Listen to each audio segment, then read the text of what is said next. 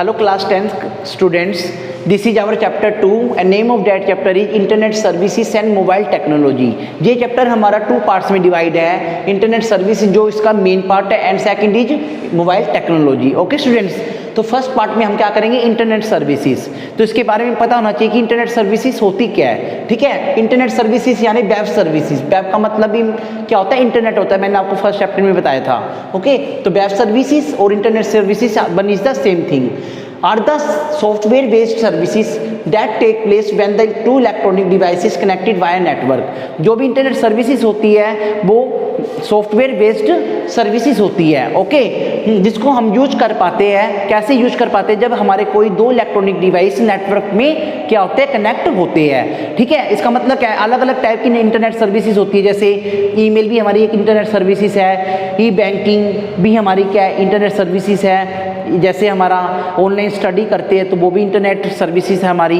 ठीक है, तो अलग अलग टाइप की इंटरनेट सर्विसेज होती है। उसको हम यूज तभी कर पाते हैं जब हम नेटवर्क से कनेक्ट हो, जब दो या दो से अधिक डिवाइस इंटरनेट से कनेक्ट हो with the help of networking, तभी हम इंटरनेट सर्विसेज को क्या कर पाते हैं, यूज कर पाते हैं। तो जितनी भी इंटरनेट सर्विसेज होती है वो क्या होती है, सॉफ्टवेयर बेस्ड सर्विसेज होती है। ओके स्टूडेंट्स, तो हम इंटरनेट सर्विसेज जैसे कि मैंने आपको बताया कि ईमेल भी हमारी क्या एक इंटरनेट सर्विसेज है। तो आज हम इसके बारे में पढ़ेंगे कि क्या ईमेल की एडवांटेज क्या है, ईमेल की डिसएडवांटेज क्या है। तो ईमेल की मतलब हम स्ट्रक्चर क्या है, ईमेल को राइट करने का क्या है, स्ट्रक्चर क्या है। ठीक है स्टूडेंट्स, तो फर्स्ट इज ईमेल। तो first what is the full form of email?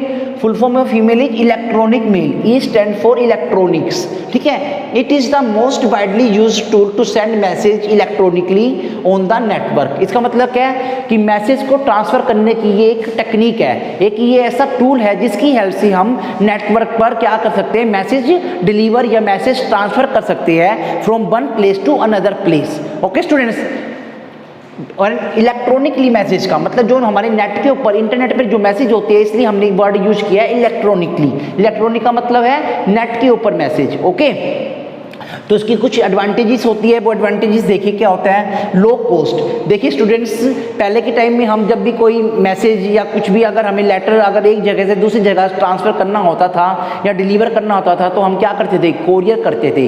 Courier करते थे, डाक सेवा का यूज करते थे ना। तो उससे क्या होता था, तो उसकी कॉस्ट होती थी, कुछ ना कुछ कोरियर करवाने की कॉस्ट होती थी। बट इंटरनेट की हेल्प से अगर हम ईमेल सेंड करते तो उसकी लो कॉस्ट है, मतलब कॉस्ट तो होएगी लेकिन वो बिल्कुल नामात्र, बिल्कुल थोड़ी सी कॉस्ट होएगी। ओके स्टूडेंट्स, तो इसने कॉस्ट को क्या कर दिया, कम कर दिया। Next is speed. कोरियर को जब हम करते थे पहले के टाइम में तो उसकी स्पीड क्या थी, कम थी। मतलब अगर मान लो मुझे इंडिया से कोई भी मतलब कोरियर करवाना है फॉरेन कंट्री में तो 10 से 15-20 दिन भी लग सकते थे। ठीक है, लेकिन इसलिए इंटरनेट की ने क्या कर दिया, अगर मान लो मुझे इंडिया से मुझे अगर अमेरिका में कोई भी मतलब पोस्ट या कोई भी मेल ट्रांसफ़र करनी हो तो मैं विद इन अ सेकंड या विद इन अ मिनट क्या कर सकता हूँ, ट्रांसफ़र कर सकता हूँ। तो स्पीड को क्या कर दिया, ईमेल ने फास्ट कर दिया। तो ये इसकी एडवांटेजेस है। Next is waste reduction. पहले के टाइम जैसे मैंने आपको बताया, पहले के टाइम में जब हम लेटर टाइप करते थे तो स्टेशनरी नेसेसरी पड़ती थी, हमें स्टेशनरी चीज़ों की रिक्वायरमेंट पड़ती थी, जैसे शॉर्पनर, इरेजर, पेंसिल, पेन। लेकिन ईमेल के अंदर हमें इन चीज़ों की जरूरत नहीं पड़ती। रिडक्शन का मतलब कम कर दिया, मतलब वेस्ट को कम कर दिया। तो ये भी एडवांटेज हुई। ईज ऑफ यूज, ईमेल को यूज करना क्या ईजी है। रिकॉर्ड मेंटेनेंस, जैसे कि क्या है, रिकॉर्ड को मेंटेन भी करके रखता है कि हमने कौन सी मेल कितने टाइम में और कौन सी डेट को हमने मेल को ट्रांसफ़र किया, तो वो हम कभी भी अपने अकाउंट में जाके ओपन करके देख सकते हैं। हमारा रिकॉर्ड क्या रहता है, पूरा का पूरा मेंटेन रहता है। ओके स्टूडेंट्स, अब नेक्स्ट है disadvantage. First is hardware requirement. अगर हमें मेल सेंड करनी है तो हार्डवेयर की भी क्या पड़ती है, जरूरत पड़ती है। जैसे कंप्यूटर या मोबाइल की क्या पड़ेगी, हमें ज़रूरत पड़ेगी। तो ये हमें कॉस्टली बना देता है उस चीज़ को। ठीक है, हार्ड टू कन्वे इमोशन। हम अपनी फीलिंग्स को भी क्या ईमेल के अंदर एक्सप्रेस नहीं कर सकते। ह्यूमन बींग्स की फीलिंग्स होती है, ठीक है, तो वो अपनी फीलिंग्स को भी इसमें एक्सप्रेस नहीं कर सकता ईमेल के अंदर। Next is knowledge of internet should be must. मतलब इंटरनेट की नॉलेज भी हमें क्या होनी चाहिए, प्रॉपर होनी चाहिए, तभी हम मेल सेंड कर सकते हैं, अदरवाइज नहीं कर सकते। ठीक है, नेक्स्ट इज हास्टी मीडियम। कई बार क्या हो जाता है बेटा, जब बहुत सारे यूजर्स क्या करते हैं, मेल को सेंड करते हैं तो नेटवर्क के ऊपर कंजेशन आ जाता है, ट्रैफिक हो जाता है, जिसके वजह से जो मीडियम होता है हमारा वो क्या हो जाता है, हैस्टी हो जाता है। ठीक है, तो ये क्या हमारा डिसएडवांटेज है। उसके वजह से क्या होता है, हमें प्रॉब्लम क्रिएट होती है। ठीक है, ट्रैफिक है तो बेटा प्रॉब्लम तो क्रिएट होगी।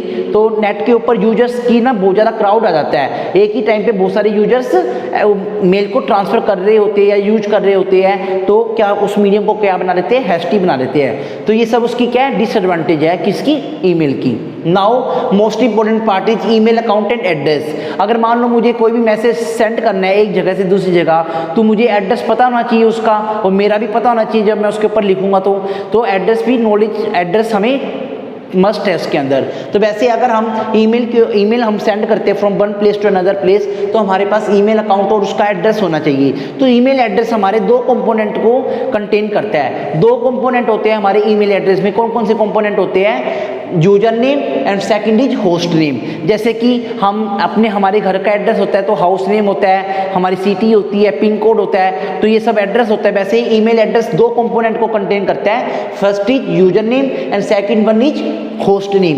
एंड बीच में मैंने मिडल में मैंने क्या लगाया है, एट द रेट। इसको क्या बोलते हैं बेटा, at the rate. At the rate का मतलब क्या है, जो यूजर नेम और होस्ट नेम के बीच में लगता है, मतलब इनको सेपरेट करने के लिए एट द रेट सिंबल का यूज किया है। ठीक है, इसका मतलब क्या है, जो एट द रेट से जो लेफ्ट हैंड साइड वाली हमारा जो है वो क्या हमारा यूजर नेम है, और एट द रेट से राइट हैंड साइड वाला हमारा क्या है, होस्ट नेम है।